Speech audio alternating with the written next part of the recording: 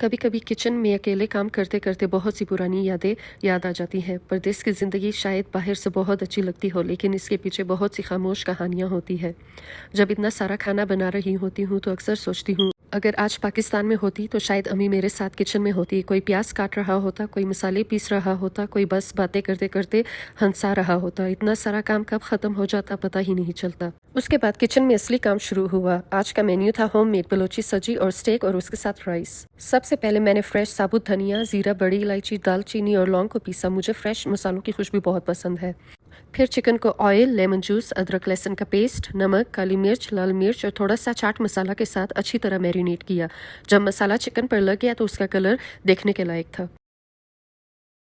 जब सब्जी बन रही थी मैंने स्टेक की तैयारी शुरू कर दी। स्टेक के लिए मैंने सिर्फ सिंपल सीजनिंग यूज़ की, नमक, ब्लैक पेपर और गार्लिक सीजनिंग। मुझे लगता है अच्छे स्टेक को ज़्यादा मसालों की ज़रूरत नहीं होती। मैंने स्टेक के दोनों साइडों पर सॉल्ट, ब्लैक पेपर और गार्लिक से मैरिनेट किया और साथ ही 2 क्यूब्स ऑफ अनसॉल्टेड बटर भी रखा। यहाँ सब कुछ खुद ही करना पड़ता है, प्लानिंग, ग्रॉसरी, कुकिंग, पैकिंग और फिर बच्चों का भी पूरा ख्याल रखना होता है। कभी कभी थकन ज़रूर महसूस होती है, लेकिन फिर दिल को ये तसल्ली होती है कि ये सब अपनी फैमिली के लिए ही तो कर रही हूँ। और जब बाद में बच्चों के चेहरों पर खुशी देखती हूँ, ये सब मिलकर एक ही दस्तरखान पर बैठ कर खाना खाते हैं, तो लगता है कि सारी मेहनत वाकई कीमती थी। इसीलिए मैं हमेशा कहती हूँ, घर का खाना सिर्फ रेसिपी से नहीं बनता, उसमें वक्त, मोहब्बत और अपनों के लिए की गई मेहनत भी शामिल होती है। अल्हम्दुलिल्लाह। स्टेक के बाद राइस बनाने की बारी आई। उसमें मैंने ज़ीरा, बड़ी इलायची, सिनेमन स्टिक, ब्लैक पेपर, लौंग, लाल मिर्च, तेज़पत्ता डालकर पानी को बॉईल दिया। जब चावल को दम देने लगी तो उसमें मैंने 2-3 ग्रीन चिलीज़ और अचार डाला। राइस की खुशबू आ रही थी और बच्चे बार बार किचन में आकर पूछ रहे थे, मामा खाना कब रेडी होगा। और मुझे लग रहा था कि कहीं हम कुकिंग में ही लेट ना हो जाए। जब सब कुछ तैयार हो गया तो मैंने गरम गरम खाना कंटेनर्स में पैक किया, कूलर में कोक और ठंडा पानी रखा और हम फाइनली सफ़र के लिए निकल पड़े।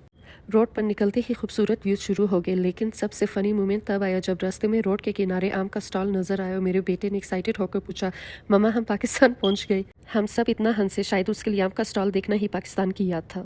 हर तरफ माउंटेन्स ही माउंटेन्स थे और जब स्नो देखी तो यकीन ही नहीं आ रहा था कि इतने गर्मी के मौसम में भी वहाँ बर्फ़ मौजूद थी। रास्ते में छोटी छोटी शॉप्स और लोग नजर आए और फिर हम फाइनली बीच पहुंच गए। दूर से ही ठंडी हवा और समुंदर का खूबसूरत मंजर देखकर सारी थकान एक ही पल में उतर गई। बीच देखते ही मेरा बेटा एक्साइटेड हो गया और पानी की तरफ भागने लगा, लेकिन जब उसने एक पाँव रखा पानी में तो वो इतना ठंडा पानी था कि वो वापस हमारी तरफ भागने लगा। जितनी देर हम एक बाइट लेते उतनी देर में रेत प्लेट में आ जाती। सब्जी हो, स्टेक हो, राइस हो, हर चीज़ के साथ फ्री बीच सीजनिंग मिल रही थी। ऐसा लग रहा था जैसे नेचर ने खुद ही एक्स्ट्रा क्रंची टॉपिंग ऐड कर दी हो।